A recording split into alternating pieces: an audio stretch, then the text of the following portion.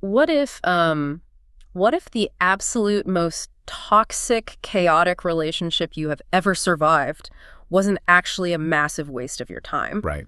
Like, what if it was actually the universe's most efficient way of giving you exactly what you want? It's a wild thought, honestly. It really is. I mean, Yeah. welcome to the deep dive, everyone. We are so glad you are here with us today because usually, when we talk about healing, especially physical healing, there's this expectation of like total precision. Yeah, You exactly. break your arm, the x-ray shows a jagged white line, and the doctor just points at it. It's binary, it's broken, or it's not. It's entirely visible. You Yeah. have a very definitive starting point for the repair. Right. We crave that visibility. But step into the world of emotional healing, specifically recovering from someone who has just completely drained you, and that x-ray machine is totally useless. Please. We're suddenly navigating this landscape where the damage isn't a clean break. It's this tangled web of resentment and fear and honestly just confusion. Well, because emotions don't follow a linear, visible path. The standard diagnostic tools fail because the injury is, it's vibrational and psychological. It's not structural. And that murkiness is exactly what we are cutting through today. Our mission for this deep dive is to unpack a really fascinating, highly unconventional approach to processing negative emotions and, escaping the gravitational pull of a terrible relationship. Which I know a lot of people listening have dealt with. Oh, absolutely. So our source material today is a 2023 transcript from an Abraham Hicks session, and this was pulled from the YouTube channel AH11.11. And, it's worth noting right up front, this text operates within a very specific spiritual framework. But buried inside that philosophy is a remarkably practical psychological mechanism for emotional regulation. Yeah, totally. It completely reframes how we process the aftermath of trauma or extreme frustration. It's going to challenge how society traditionally views, quote-unquote, negative emotions. Okay, let's unpack this. Let's lay out the scenario from the transcript. We're introduced to a person who has just escaped a romantic dynamic that they literally describe as Mr. Toad's wild ride. Which is such a visceral description. Right. You instantly know what that means. It was just a relentless cycle of bickering, tension, and absolute chaos. But the guide in the text, they don't offer them a shoulder to cry on. No. Don't validate their victimhood. Instead, they tell this person that enduring this nightmare was a massive, tangible benefit. So how on earth does a relationship that fundamentally makes you miserable serve as some kind of biological or spiritual advantage? Well, it forces us to examine the concept of vibrational escrow. Vibrational escrow. I love that term. Right. So in this framework, the universe operates on an organizing intelligence that the text often refers to as source. You can think of source as the broader energetic manager of reality. And the text argues that every single time this person experienced something awful on that wild ride every time their partner criticized them, every time they felt deeply unsupported, they were subconsciously launching a counter-desire. So it's like an automatic psychological reflex. You experience something unbearably loud, and internally your brain just screams, I want peace and quiet. Exactly. The text describes this as a constant rapid-fire broadcast of I prefer this, prefer this, prefer this. Every single moment of pain provided razor-sharp contrast. Wow. And those intense preferences, they aren't just fleeting thoughts. They are deposited into a metaphorical vault. That vault is your vibrational escrow. Okay, I see. The theory posits that the sheer intensity of the chaotic relationship provided the exact contrast necessary to perfectly define the blueprint of a healthy relationship. That's fascinating. And the text makes a really staggering claim here. Because of the data gathered during Mr. Toad's wild ride, Source has already organized roughly 25 immediate avenues for this person to rendezvous with exactly the kind of partner they actually want. Okay, wait. I have to push back on the mechanics of that just a little bit. All right, go for it. Wait, so is this like getting terrible, freezing cold soup at a restaurant, and instead of being mad and complaining to the waiter, you're just supposed to assume the universe is in the back cooking you a Michelin star meal? I mean, that's one way to look at it. But isn't there a massive danger of falling into toxic positivity here? Like, are we just supposed to tolerate bad behavior because the universe is taking notes for our future? That's a really valid question.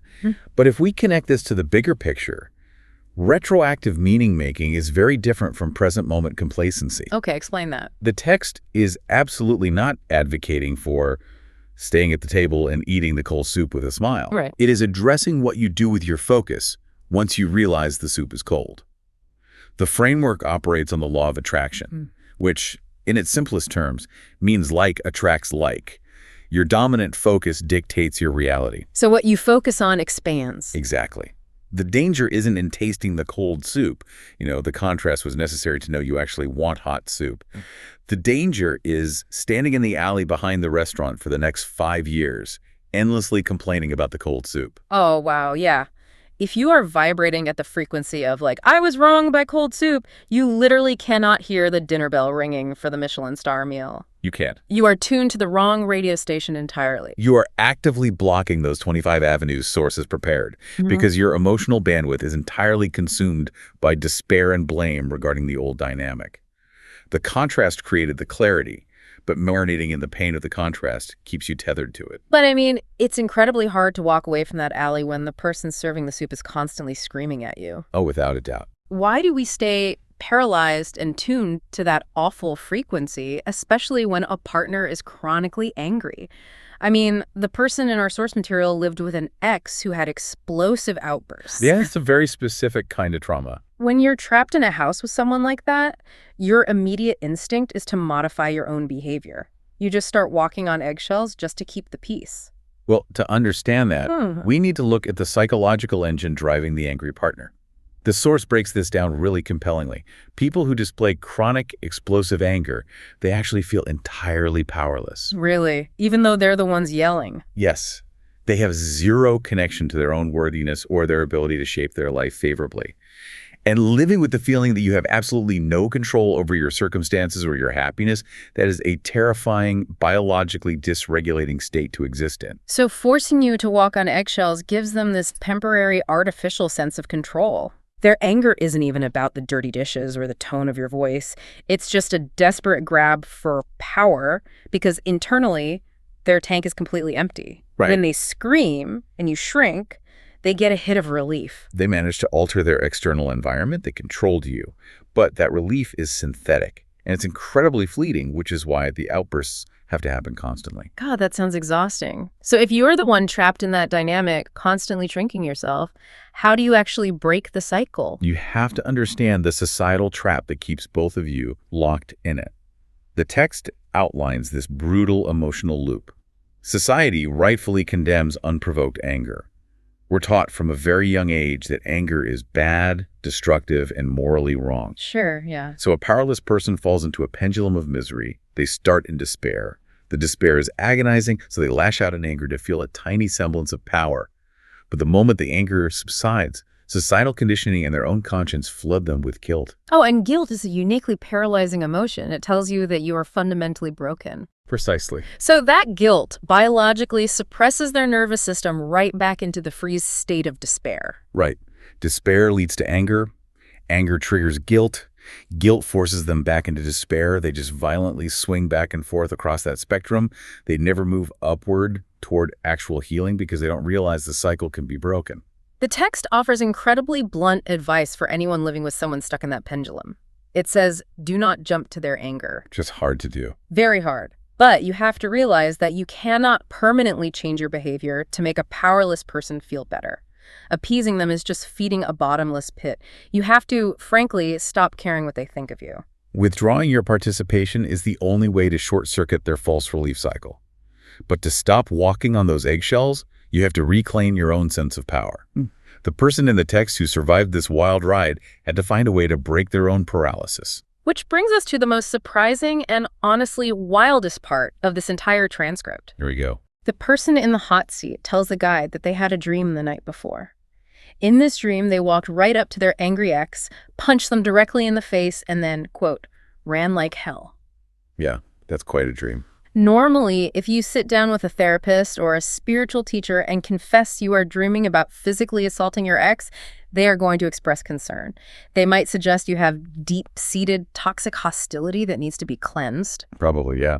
Here's where it gets really interesting. The speaker in this text, they celebrate the punch. They are absolutely thrilled about it. They view it as a monumental breakthrough. This is really the pivot point of the entire philosophy. The source argues that moving from despair into anger is actually an upward positive movement on the emotional scale. Wait, anger is an upgrade. Biologically and emotionally, yes. That is wild. When a relationship makes you feel utterly powerless, Finding anger feels like literal relief. Despair is a state of total collapse. It's a biological freeze response. Right, you're just numb. But anger requires energy. It requires a belief that you deserve better. It's a mechanism of self-preservation. Okay, the starter motor analogy works perfectly here. If your car dies on the highway, despair is a completely dead battery. You turn the key and get absolutely nothing but silence. You are stuck. Exactly. But anger is the harsh, violent spark from the starter motor. It grinds the gears, it's loud and it's aggressive, but it proves the engine can still turn over.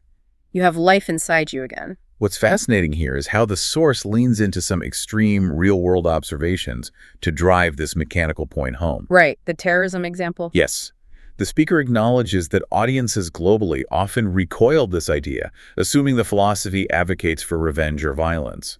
The text impartially observes terrorism as the ultimate tragic manifestation of this exact mechanism. Just purely looking at the mechanics of it. Strictly mechanics. It points out that a terrorist is someone in such deep systemic despair and powerlessness that they seek the artificial, destructive relief of revenge. And to be clear, the text is absolutely not validating the violence. It's coldly analyzing the mechanics. Right.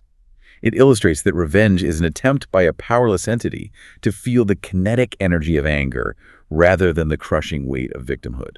They're trying to find relief in the only way they have access to, because feeling the fiery energy of anger is just biologically preferable to the suffocating numbness of despair. The core mechanical truth of the text is that anger is a natural stepping stone out of powerlessness. But the text provides a massive non-negotiable caveat here. Which is so important. If you do not consciously realize that you're deliberately choosing anger because it feels better than despair, if you lack the self-awareness that you're simply using it to move up an emotional scale, then the anger consumes you. You stop being someone passing through anger and you just become an angry person. Right. You leave the starter motor running indefinitely and you just burn out the engine. Exactly. You aren't supposed to put the car in park while the starter is grinding, but we need that spark to get moving. The text points out that in the sleep state, we have far less psychological resistance. We let our guard down. Yeah, we aren't actively suppressing our desires with societal manners. So this person's subconscious translated their desperate need for empowerment into the safest possible imagery, which was punching their oppressor in a dream. It was a totally risk-free environment to turn the engine over and just feel what power tasted like again. The dream provided the necessary jolt to move them out of the freeze state. But the critical next step is conscious navigation. Yeah. You have your power back, you acknowledge the anger feels better than the paralysis, but you cannot stay there. So how do you actually put the car in gear? I mean, we can't jump straight from wanting to punch our ex to feeling deep, profound love for the universe. The text explicitly says it is virtually impossible to take a quantum leap from despair or rage straight into joy. That's too far of a jump. If you try to force that, it's just toxic positivity, and your brain knows you are lying to it. The source introduces the metaphor of a stick to explain this transition. Every subject in your life is a stick with two distinct ends. One end represents what you want. The other end represents the lack of what you want. Okay. For the person escaping this relationship, the stick labeled romance or partnership currently has their ex's name carved into it. As this text bluntly notes, it stinks on that end of the stick. Whenever they even contemplate dating, their nervous system immediately vibrates with fear or defensiveness or rage. They just keep picking up the stinky end of the stick because that is the emotional frequency they're accustomed to. Right. And to stop picking up that end, you have to build a bridge out of incremental, believable statements of hope. You don't try to leap to joy. You safely transition out of anger by reaching for thoughts that offer a slight sense of relief, but still feel entirely true to your current state. And the progression in the text is brilliant because it starts from a place of intense, almost cynical honesty. Like the first step on the bridge is just, I hope I never see this person again. Right. And that statement holds the energy of anger, but it introduces the directional pull of hope. It's protective. Yeah. From there, you reach a little further into the neutral zone. I hope I never get myself into a relationship like this again. The focus shifts slightly away from the specific X and more toward the self. Exactly. Yeah. Then you reach further toward empowerment. I hope I've learned something from this. I hope I found some of my own boundaries. I hope I really did fill up my vibrational escrow with clarity about what I actually deserve. Just reading through that progression in the transcript, you can actually feel the physiological tension draining out of the words. The defensive armor of anger slowly melts into an open-ended, almost cautious curiosity about the future. Making these incremental statements actively shifts what the text calls your set point on the relationship dial. Your set point is basically your default emotional frequency, and the source delivers a very stern warning regarding this set point. If you escape Mr. Toad's wild ride, but you do not change your internal frequency from anger and defensiveness into hope, the organizing intelligence of the universe will just keep delivering the exact same dynamic. So surviving the roller coaster only to accidentally buy a ticket for the exact same ride under a different name. Yes, exactly. The text says you will just attract, quote, different places, different faces, but essentially the same relationship. You'll find a new partner who triggers the exact same feelings of powerlessness because your radio dial was still tuned to that station. The only way to guarantee a new experience is to finalize the emotional synthesis. By intentionally walking up the scale from the freeze of despair through the fire of anger and into the cool relief of hope, the person arrives at a profound vantage point. They can look back at the chaos of the toxic relationship and realize it wasn't a punishment. I regret nothing. I have failed at nothing. That line from the transcript is so powerful. It really is. When you look back through the lens of vibrational escrow, you see that the terrible relationship was just a highly efficient data collection system. Because there is nothing fundamentally broken within them. Yeah. And from a purely mechanical standpoint, there's nothing fundamentally broken about the other person either. Right. It was a clarifying collision. The intense contrast did its job by forcing them to define exactly what they want. The bad relationship was the cold soup that helped them write the Michelin star recipe. Exactly. So what does this all mean? When we find ourselves trapped in the basement of despair, whether it's because of a chaotic romantic partner, a hypercritical boss, or even just the overwhelming paralysis of watching the daily news cycle, anger is not a moral failing. It isn't. It is not a sin to feel rage when you feel powerless. It is the necessary spark. You have to give your nervous system permission to feel the relief of that spark. Let the starter motor turn over. But the crucial discipline is using that kinetic energy as fuel to drive away from the situation rather than viewing the anger as a permanent place to park your car and live. You use it to reach for the very next believable thought of hope. We want our emotional healing to look like that clean white line on an X-ray. We want it to be polite, sterile, and immediately visibly fixed. But this framework proves that genuine healing is messy, it's loud, and it requires us to harness the very emotions we have spent our whole lives trying to suppress. It demands that we stop pathologizing our own survival mechanisms. So I want to leave you with this final thought to explore on your own. If we actually begin viewing our darkest, most socially unacceptable emotions like rage, frustration, or the burning desire for revenge, not as permanent character flaws or moral failings, but simply as temporary, necessary directional signals pointing us out of powerlessness, how completely would that change the way we judge ourselves and others tomorrow?